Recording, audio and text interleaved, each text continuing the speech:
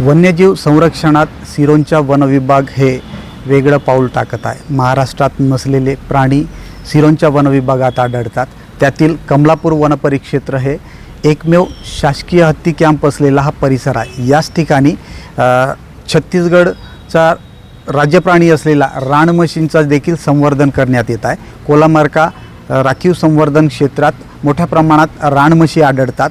Sir, Kamalapur one परिक्षेत्र में wild buffalo अपने पास संवर्धन किया जाता है, ये कब से हो रहा है और कितने वहाँ पे वाइल्ड बफेलो है?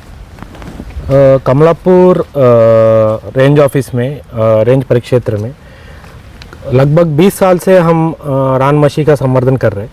लोकल की एम्प्लॉयमेंट की कोऑर्डिनेशन में और कोलैबोरेशन में ये कंजर्वेशन एफर्ट्स किया जा रहा है।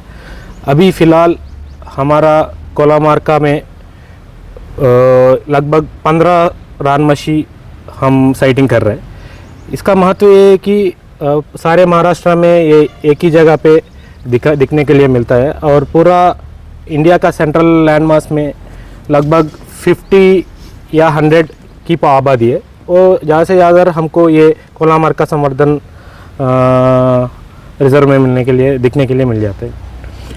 अभी कौन सा प्लान किया गया, कितने साल के प्लान से उनका संवर्धन किया जा रहा है? कंजर्वेशन रिजर्व का मैनेजमेंट प्लान रहता है, ये 10 साल के लिए रहता है। अभी हमने नया प्लान मंजूरी के लिए सरकार की तरफ भेजा है। ये मैनेजमेंट प्लान में कंजर्वेशन एफर्ट की ब्रीडिंग और पॉपुलेशन कैसे बढ़ा जाए और एको टूरिज़्म कैसे बढ़ा जाए और लोकल्स के एम्प्लॉयमेंट कैसे हम उपलब्ध कर सके और कंजर्वेशन के बारे में रिसर्च पब्लिश करना, जर्नल्स पब्लिश करना और इसके लिए अवेयरनेस क्रिएट करना, ये सारे मुद्दे मैनेजमेंट प्लान में दिया जाता है। वो 10 साल के लिए रहता है। छिल्लेवाड़ा गांव में गिदाड़ का अस्तित्व है, ये भी एक बहुत बड़ी उपलब्धि है। गिदाड़ के बारे में क्या कहना चाहो? गिदाड़ हमारे पास 3 गिदाड़ का स्पीसीज़ है और वाइट थ्रोट और लॉन्ग बिल वल्चर्स की ग्रिफन वल्चर्स भी दिखने के लिए मिलता है। लेकिन गिदाड़ का कंजर्वेशन इसमें महत्व है कि गिदाड़ का पॉपुलेशन लगभग 90% कम हो गए थे, मेनली डाइक्लोफेनाक की वजह से। लेकिन सिरोंचा डिवीज़न में ऐसे महत्व को दिखने के लिए मिलता है कि हमारे को लगभग 200 तक गिदाड़ मिलने का एक ही क्षेत्र पे दिखने के लिए मिलता है। ये सबसे बड़ा महत्वपूर्ण चीज़ है। इसलिए इसका मेन रीज़न ये है कि हम गिदाड़ का संवर्धन के लिए वल्चर रेस्टोरेंट या वल्चर उपग्रह खोल चुके हैं। इसमें क्या है कि लोकल्स का किसका भी गाय बकरी अगर नेचुरल काजेस से मर गए तो हम मेडिकल चेकअप करते हैं और वो कारकस को हम उनका घर से लेके आके वो हम वल्चर रेस्टोरेंट में दिया जाता है ताकि वल्चर्स इसमें फीड कर सके। इसमें वल्चर्स को ये प्रोटेक्शन मिलता है कि वो carcass is free of any antibiotics, medicines and harmful चीज़ लाइक डाइक्लोफेनाक। तो इसकी कारण से हमको कहना है कि इससे वल्चर का आबादी बहुत बढ़ चुके हैं। तो ये कमलापुर के लिए और सिरोंचा डिवीज़न महाराष्ट्र पूरा स्टेट के लिए महत्वपूर्ण चीज़ है। कमलापुर जैसे क्षेत्र में हाथी कैंप, वाइल्ड बफेलो और गिदाड़ ये तीनों भी देखने मिलता है। आने वाले पर्यटकों के लिए आप क्या कहना चाहोगे?